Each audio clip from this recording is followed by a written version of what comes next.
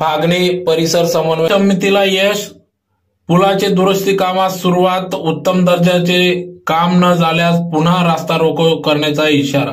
गेल्या अनेक वर्षापासून फागणे येथील फागणे गावाला जोडणारा फागणे रस्त्यावरील पुलाची दुरावस्था झाली असून या संदर्भात वेळोवेळी येथील ग्रामस्थ, फागणे परिसर समन्वय समिती, सर्व आजी माजी सरपंच यांनी देखील वेळोवेळी निवेदन दिली, परंतु प्रशासन याकडे दुर्लक्ष करीत असल्याने या ठिकाणी या पुलाची अत्यंत दुरावस्था झाली असून मोठमोठे खड्डे झाले असून अपघात होण्याची शक्यता नाकारता येत नाही। त्यामुळे या ठिकाणी सदर हा रहदारीचा रस्ता असल्याने देखील, रहदारीचा पूल असल्याने देखील या ठिकाणी अत्यंत दुरावस्था झाली असल्याने अक्षरशः पुलावरून वाहने चालत असताना पूल हादरतो। त्यामुळे सदर पुलाचे व्हॅल्युएशन संपले असून तरी देखील प्रशासन याकडे दुर्लक्ष करीत असल्याने अपघात होण्याची शक्यता नाकारता येत नाही। त्यामुळे येथील फागणे परिसर समन्वय समितीचे वतीने जिल्हाधिकारी बांधकाम विभाग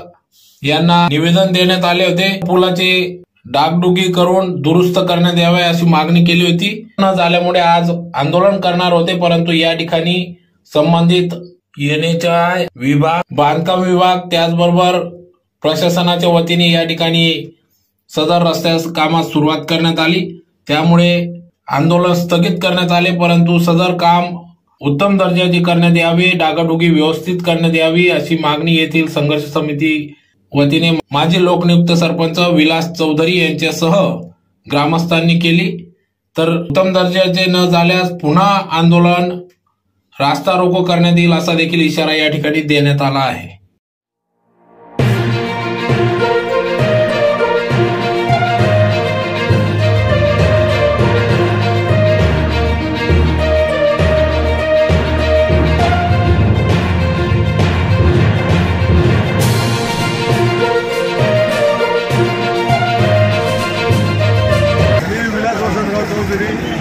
प्रथम लोकनियुक्त सरपंच फागणे 10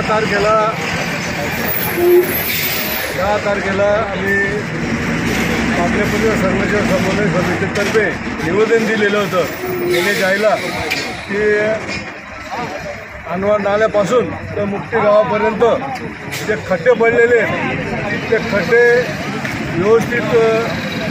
व्यवस्थित डागडुजी करत नाही। त्या खड्ड्यामध्ये तात्पुरतं मुरूम टाकून देतात आणि ते ऑफिसर घरी जात नाही, तोपर्यंत परत खड्डेवरती येतात। त्याचे याच्या पुलाची मुदत आहे ती संपलेली आहे।